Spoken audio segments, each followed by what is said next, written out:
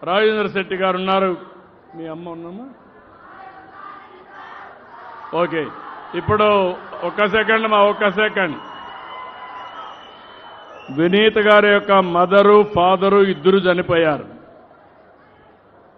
ఆ సమయంలో ఆ అమ్మాయి సమస్య చెప్తుంది, ఒకసారి వినండి. మైక్ ఇవ్వండి, ఆ పక్క కూడా మైక్ ఇవ్వండి. ఆ అమ్మాయి చెప్పినాక ఆయన మాట చెప్పమ్మా, పెట్టుకో చెప్పు.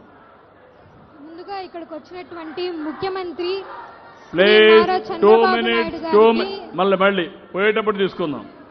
పోయేటప్పుడు మీకు ఇస్తాను. మాట్లాడతాను. ఇక్కడికి వచ్చినటువంటి శ్రీ నారా చంద్రబాబు నాయుడు గారికి నా హృదయపూర్వక నమస్కారాలు. నా పేరు డి వినీతా సార్. నేను ఇంటర్మీడియట్ బైపీసీ కంప్లీట్ చేశాను. అవుట్ ఆఫ్ 1986 మార్క్స్ నేను స్కోర్ చేశాను sir. And long term coaching తీసుకుంటున్నాను ప్రస్తుతం. మా చెల్లి D Anitha inter second year MPC complete చేసింది సార్. మా తమ్ముడు డి గణేష్ 10th క్లాస్ చదువుతున్నాడు సార్.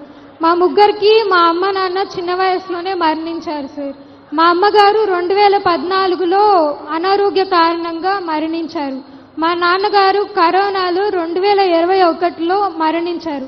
అప్పటి నుంచి మేము చాలా ఇబ్బందులు ఫేస్ చేసి ఎలాగోలా మా నాన్నమ్మ తాతయ్య వాళ్ళు ద్వారా చదువుకుంటూ ఇంతవరకు వచ్చాం సార్. కానీ ఇప్పుడు నేను మెడిసిన్ చేయాలనేది నా గోల్. మా చెల్లి తమ్ముడు ఇద్దరు కూడా సివిల్స్ చదివి ఈ సొసైటీకి సర్వీస్ చేయాలన్నదే మా మోటో.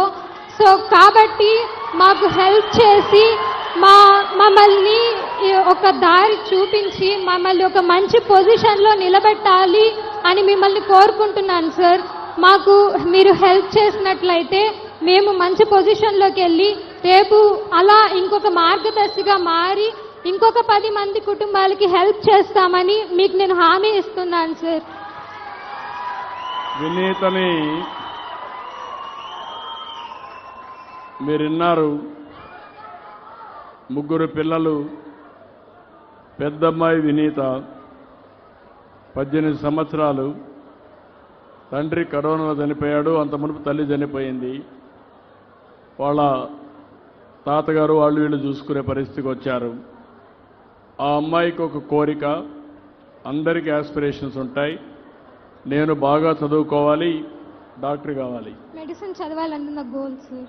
మెడిసిన్ చేయాలన్న గోల్ సార్. డాక్టర్ కావాలి. నా చెల్లె నా తమ్ముడు కూడా బాగా చదువుకోవాలి. మేము పైకొచ్చి సమాజానికి ఉపయోగపడాలనే ఆలోచన అమ్మాయికి ఉంది. అందుకే ఈరోజు నేను P4 తీసుకొచ్చా. ఈ కుటుంబం బంగారు కుటుంబం. ఇక్కడ ఒక మార్గదర్శనం చూపించాను. ఏ విధంగా పరిష్కారం చేస్తారో ఆయన చెప్తారు. చెప్పినాక దాన్ని నేను సమ్మింగ్ అప్ చేస్తాను. మీరు చెప్పండి. గౌరవనీయులు మన ముఖ్యమంత్రి వర్యులు శ్రీ నారా చంద్రబాబు నాయుడు గారికి చాలా ధన్యవాదాలు. వారు మనకు వెంకటేశ్వర స్వామి ఇచ్చిన ఒక వరం. నారా చంద్రబాబు నాయుడు గారు ఉండి ఆంధ్రప్రదేశ్ని అభివృద్ధి పదంలో చేర్చాలని ఒక నిశ్చయం చేస్తున్నారు.